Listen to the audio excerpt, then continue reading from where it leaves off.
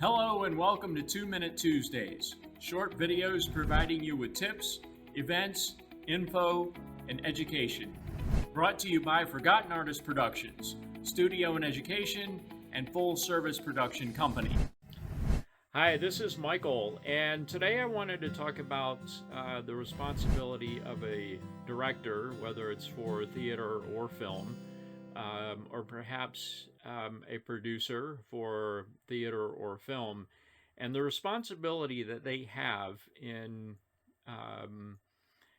really taking the time to evaluate a writer's work and presenting that truthfully based on what has been expressed. So, in order to help me make this point, I wanted to read a passage quickly. If you saw my last video, I made reference to Kazan on directing. And again, like I said, there are several books and publications that I refer to. But I think this is a pretty good one in terms of story analysis, script analysis, character analysis, and all of these things. He does a pretty fair job at describing and writing his process on all of those. This passage is again about his preparation on directing the play of Sweet Bird of Youth by Tennessee Williams. And in this passage, Kazan writes, "How does Williams get out of the trap? For on certain occasions he does, on certain occasions for temporary short terms of time. Well, for one thing, which is like chance, increasingly by drink. This makes him suddenly confident, light, fearless, social, gay. It is temporary, but he must drink. He is compelled to. I suppose he has taken dope, though I doubt if he is given to this a great deal. But still, Tennessee only writes what he has been through. And then by the act of loving. Tennessee complains that as he gets older, this is a decreasingly frequent escape for him. And then by the greatest of all, an act of imagination, through the act of memory recall, for instance, and either written down or not, through the process which is the artistic process. In this way, he is able every morning as he shuts himself up in his room and looks through the door at the wolves outside waiting to devour him, he is able to go into the land that John Keats describes and to be free and happy again, pure again, free again. I don't think Tennessee could live if he were unable to function as a writer. His art is necessary for him."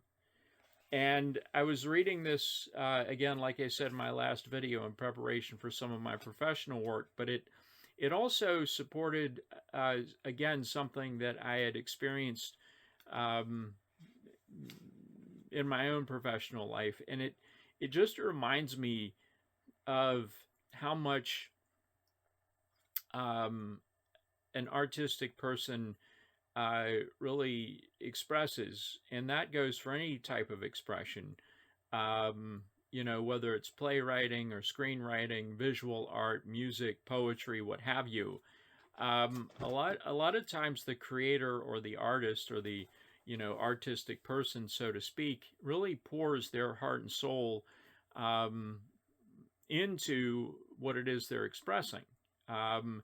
They pour their knowledge, experience, emotions, everything that makes them human into their creative work. And we, as, let's say, directors or producers of theater or film, have a great responsibility to understand that writer or that author's intention. What is it that they're tapping into, and what homework do we need to do to truly understand what it is that they're communicating, creating, and expressing to us, and more importantly, expressing to the audience, right? We may need to do research or learn certain things ourselves, historical context, geographical context, cultural context. What is that writer experienced or gone through in their lives to be able to create this particular story or these particular characters? What homework do we need to do as the director or the producer of the piece to authentically present their work? What do we need to understand? to present what has been created by that particular person. And just as important to that, it doesn't necessarily involve personal opinion. It doesn't necessarily involve our own experiences or what we think something should be or what we think it is.